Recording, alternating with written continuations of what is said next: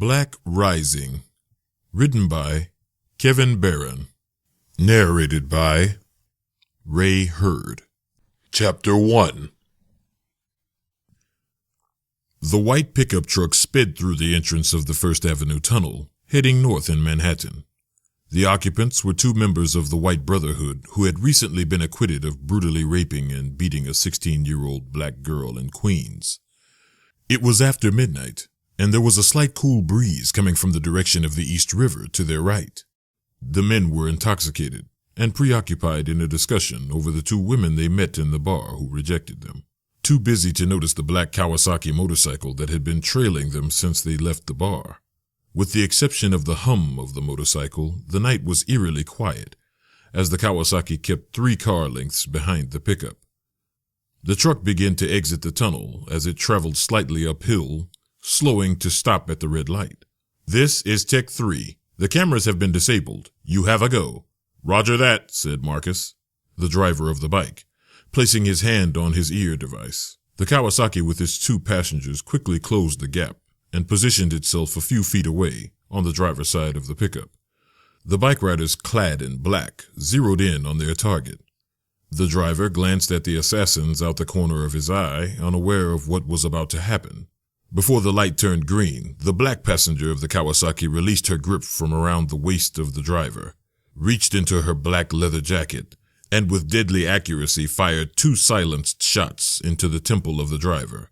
As his foot began to release off the brakes, his head tilted toward the passenger with blood and brain matter spraying, leaving a small opening view of the head of the stunned passenger.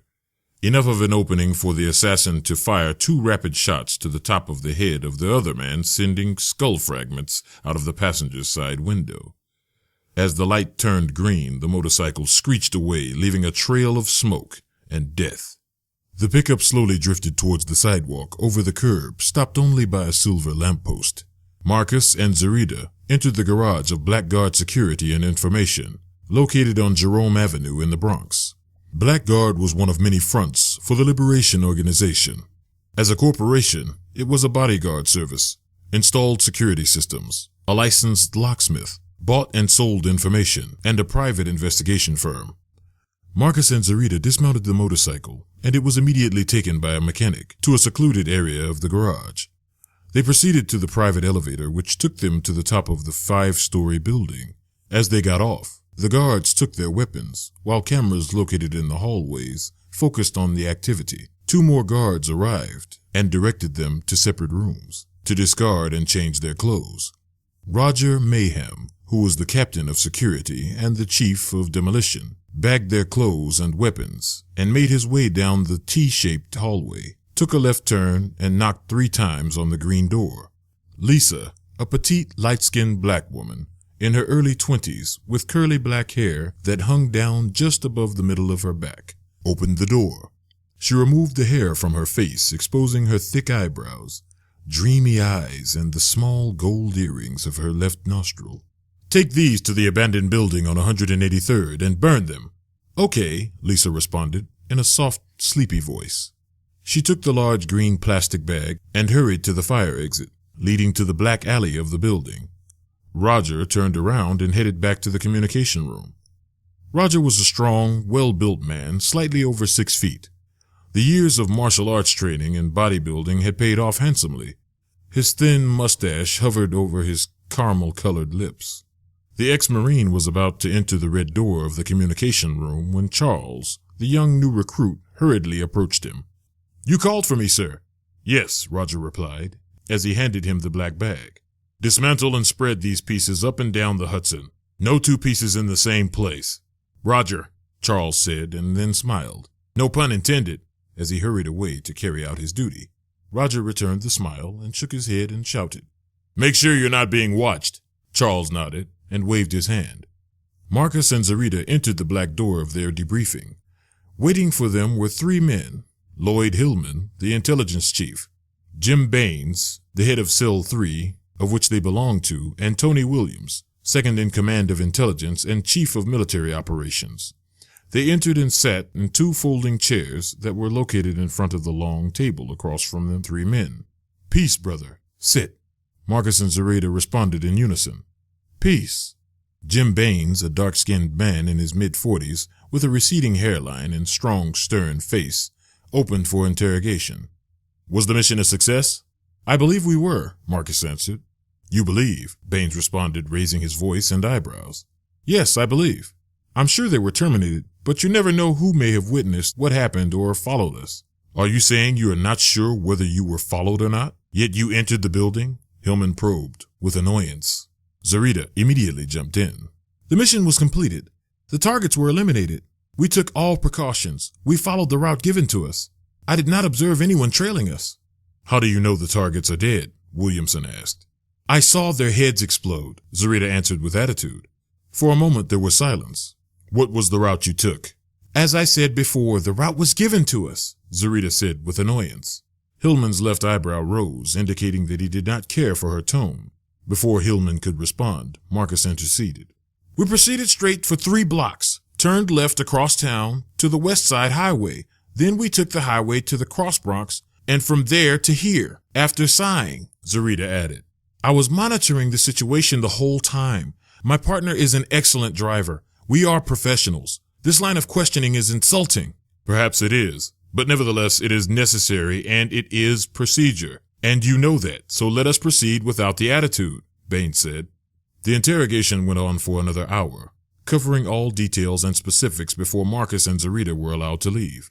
The Black Liberation Organization was derived from the mind of former U.S. Army General James H. Jackson. Jackson, a large man, at 6'5" and 240 pounds, served in the Army for 30 years, before retiring 5 years ago. When he decided to act on his vision of creating the Black Liberation Organization, Jackson had decided it was time for black people to strike back when racist attacks were made against his people. He felt that the years of brutality, murder, disrespect, deprivation, and injustice had gone on for way too long without an appropriate response. He felt that the only way blacks would be respected is if they responded with economic success and military power. The same formula America had used for years. He believed that if racists knew that when they committed an attack against black people, whether it were covert or overt, there would be a strong, violent, and devastating response, and they would think twice before committing another act. In addition to that, the general was adamant on the idea of retaliating against those who walk the streets freely after committing various crimes against black people over the years. General Jackson slid the glass doors open to the Tracy Towers apartment of Tony Williamson as they stepped out onto the terrace and sat down in beach chairs. Update me on the financial plan, Jackson said, opening up the conversation as he sipped his coffee. Black and strong. Plans for the armored car jobs and the narcotics raids are in place and will be handled by cells 2 and 3, said Williamson. Then let's go forth with our plans for Black Solidarity Day. On November 2nd, the first Monday in November, an all-out assault was being planned. The group had compiled what they called the White List, which consisted of a series of retaliatory strikes. One of the targets was the 2 cops who killed an elderly black woman from the Bronx named Mary Brown. Mary had a dispute with her daughter about 2 years ago. Her daughter had called police when Mary threatened her with a kitchen knife.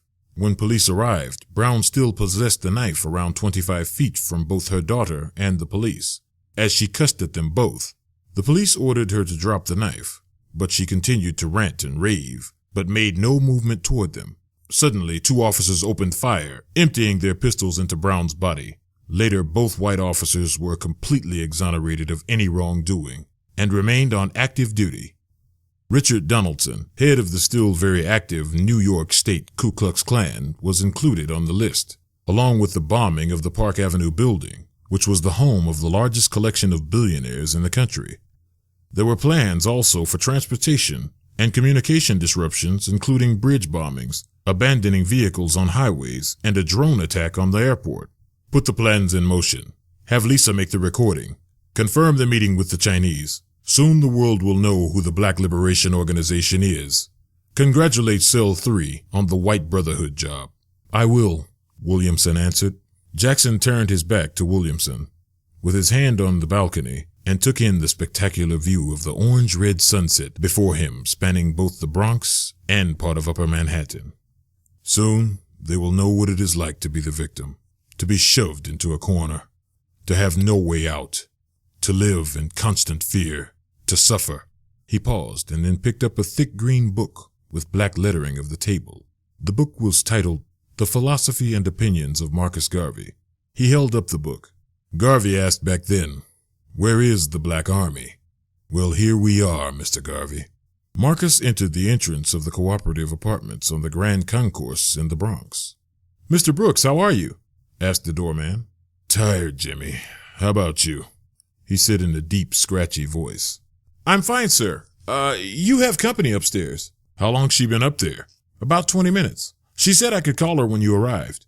"Well, don't. Let me surprise her." "I hope you're not too tired, sir," Jimmy said, flashing a huge grin, exposing the large gap between his front teeth. "Thanks, Jimmy. I'll manage. Good night," Marcus replied, shaking his head side to side as he headed toward the elevator. Jimmy admired and looked up to Marcus, who was a business consultant.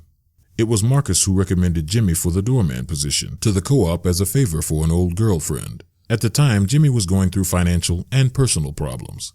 Although the job didn't pay much, it did help Jimmy establish some stability in his life. Marcus also helped him get his personal life in order. He now had someone he felt he could trust in case his covert activities came under scrutiny, and someone who would serve as a lookout. He also tipped him very well. Marcus entered into the elevator and pressed 21.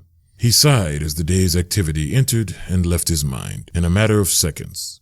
He exited the elevator and proceeded left to the apartment. As he opened the door, he could hear the water running from the shower. He quietly put his briefcase down and locked the door. He smiled slightly as he began to undress. He slowly turned right and quietly opened the bathroom door.